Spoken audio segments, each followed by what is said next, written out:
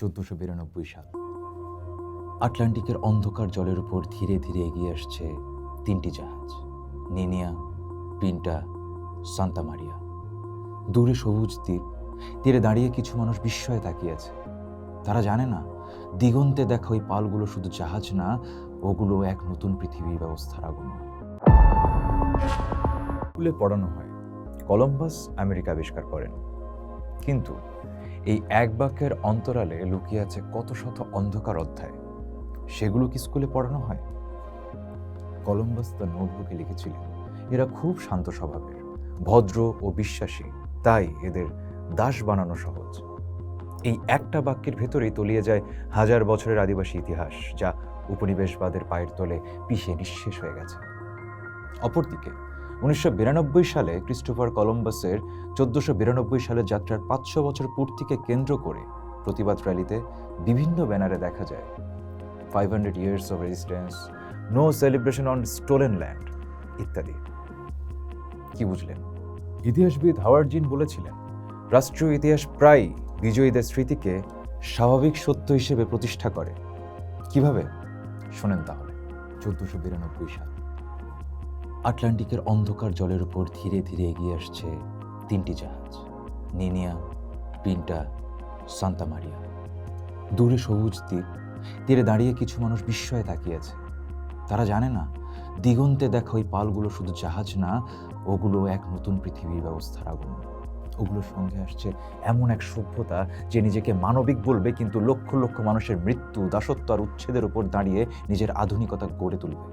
আর সবচেয়ে ভয়ঙ্কর ব্যাপার হলো, পরে সেই ঘটনাকে ইতিহাসে লেখা হবে আবিষ্কার নামে, যেন সেখানে আগে কোনো মানুষ ছিল না, কোনো ভাষা ছিল না, কোনো সংস্কৃতি ছিল না, স্মৃতির কোনো চিহ্নই ছিল না। এটাই উপনিবেশবাদের সবচেয়ে বড় কৌশল। প্রথমে মানুষকে অদৃশ্য করে দাও, তারপর তার ভূমি দখল করো, শেষে সেই দখলকেই সভ্যতা বলে প্রতিষ্ঠা করো। ক্রিস্টোফার কলম্বাস যখন ক্যারিবীয় অঞ্চলে পৌঁছান, তখন সেখানে তাইনো এবং আরাওয়াক জনগোষ্ঠীর মানুষ শত শত বছর ধরে বাস করছিল। তাদের নিজস্ব কৃষি ব্যবস্থা ছিল, সমাজ ছিল, ধর্ম ছিল, সমুদ্র জ্ঞান ছিল, কিন্তু ইউরোপীয় চোখে তারা সভ্য মানুষ ছিল না। কারণ তখন ইউরোপ এমন এক মানসিকতায় ঢুকে গেছে যেখানে পৃথিবীকে দুই ভাগে দেখা হয়, সভ্য ও অসভ্য, শাসক ও শাসিত, আর এই বিভাজনই পরে লুণ্ঠন ও সহিংসতার পরিচয় হয়ে দাঁড়ায়। কবি ও দার্শনিক এম.এস. এজার লিখেছিলেন, উপনিবেশবাদ মানুষের মানবিকতাকে শর্তাধীন করে তোলে। কে মানুষ, কে না মানুষ, সেটা ক্ষমতা ঠিক করে। ভেবে দেখেন ব্যাপারটা। একদিকে তারা বাইবেল হাতে মানবতা শেখাচ্ছে, অন্যদিকে স্বর্ণের জন্য পুরো দ্বীপ উজাড় করে দিচ্ছে। একদিকে তার ঈশ্বরের কথা বলছে, অন্যদিকে মানুষের শরীরকে শ্রমের যন্ত্রে পরিণত করছে। এ যেন ধর্ম, বাণিজ্য আর সাম্রাজ্যের এক ভয়ঙ্কর জোট। কলম্বাসের জাহাজ শুধু সৈন্য আনেনি, সঙ্গে এনেছিল গুটি বসন্ত, জোরপূর্বক ধর্মান্তর, দাসশ্রম আর এমন এক অর্থনীতি যেখানে মানুষকেও সম্পদ হিসেবে দেখা হয়। ইতিহাসবিদ তজবেদন তদ্রফ বলেছিলেন, কলম্বাস আদিবাসীদের মানুষ হিসেবে বোঝার চেষ্টা করেননি, তিনি তাদের নিজের উচ্চাকাঙ্ক্ষার উপাদান হিসেবে দেখেছিলেন। অর্থাৎ অন্যকে বোঝা নয়, অন্যকে নিজের কাঠামোয় ঢুকিয়ে নেওয়াই ছিল মূল যুক্তি। এখানেই উপনিবেশবাদের সবচাইতে ভয়ঙ্কর সত্য লুকিয়ে, যা শুধুমাত্র কোনো ভূখণ্ড দখল করে না, এটা মানুষের আত্মপরিচয় দখল করে, স্মৃতি মুছে দেয়, এমনকি মানুষকে নিজের চোখেই ছোট করে ফেলে। একটা জাতিকে বারবার বলা হয়, তোমরা অসভ্য, তোমাদের কোনো ইতিহাস নেই, তোমাদের ভাষা, সংস্কৃতি, বিশ্বাস সবই নিম্নমানের। আর দীর্ঘদিন এই কথাগুলো শুনতে শুনতে একসময় মানুষ নিজের শেকড় নিয়েই সন্দেহ করতে শুরু করে। উপনিবেশবাদ ঠিক এখানেই সবচেয়ে সফল হয়, যখন নিপীড়িত মানুষও শাসকের চোখ দিয়ে নিজেকে দেখতে শুরু করে। এটা হলো চেতনার দখল, একটা জাতির শিকড় উপড়ে ফেলে তাকে ইতিহাসহীন করে তোলার প্রক্রিয়া।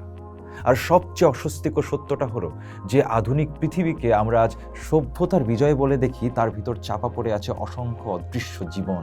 আমরা আধুনিকতা বললে বিজ্ঞান, যুক্তি, মানবাধিকার, গণতন্ত্রের কথা বলি, কিন্তু খুব কম মানুষ বলে এই আধুনিকতার বন্দরগুলো তৈরি হয়েছিল দাসজাহাজের বাণিজ্যে। ইউরোপের ব্যাংক ও রাষ্ট্রীয় শক্তি ফুলে উঠেছিল উপনিবেশের লুণ্ঠিত সম্পদে।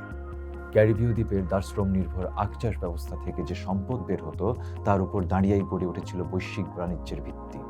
অর্থাৎ আধুনিকতার আলো একা ফুটে ওঠেনি, তার পেছনে ছিল এক বিশাল গভীর অন্ধকার। একদিকে ইউরোপ মানবতার ভাষা তৈরি করেছে, অন্যদিকে একই সময় আফ্রিকান মানুষদের শিকলে বেঁধে সমুদ্র পাড়ি দিয়েছে। একদিকে স্বাধীনতা ও যুক্তির কথা বলেছে, অন্যদিকে আদিবাসী জনগোষ্ঠীর নাম তাদেরই ভূমি থেকে মুছে দিয়েছে। এই দ্বিচারিতাই উপনিবেশিক আধুনিকতার আসল মুখ। বাইরে মানবতার ভাষা, ভেতরে দখল আর শোষণের যন্ত্র। নৃতত্ত্ববিদ জ্যাক ডি প্রোপসের ভাষ্য মতে উপনিবেশবাদ শুধু শারীরিক নির্যাতন বা সম্পদের শোষণের মধ্যেই সীমাবদ্ধ থাকে না, বরং এটি একটি সুদূর প্রসারী আদর্শিক আগ্রাসন। আর এই আগ্রাসন সবচেয়ে সূক্ষ্ম রূপে কাজ করে ইতিহাসের ভাষায়। আর এই কারণে কলম্বাসের গল্প শুধু অতীতের গল্প না, এটা এখনো চলমান এক ধারা। আজ পার্বত্য চট্টগ্রাম অঞ্চলের পাহাড়ি আদিবাসীরা ভূমি দখল, উচ্ছেদ ও নানামুখী নিয়ন্ত্রণের অভিযোগ তোলে। সমতলে সাঁওতাল সম্প্রদায়ের মানুষ নিজেদের জমিতেই অনিরাপদ হয়ে পড়ে। উন্নয়ন, নিরাপত্তা, পর্যটন নতুন ভাষায় পুরনো দখলদারি ফিরে আসে। প্রথমে বলা হয় এই জমি রাষ্ট্রের জন্য দরকার, তারপর বলা হয় ওরা ব্যাকডেটেড, অসভ্য। ফলাফল দাঁড়ায় মানুষ নিজের ভূমিতেই পরবাসী হয়ে যায়। কলম্বাসের জাহাজ হয়তো আর সমুদ্রে ভাসে না, কিন্তু তার ছড়ানো সেই উপনিবেশবাদের ভাইরাস এখনো বেঁচে আছে।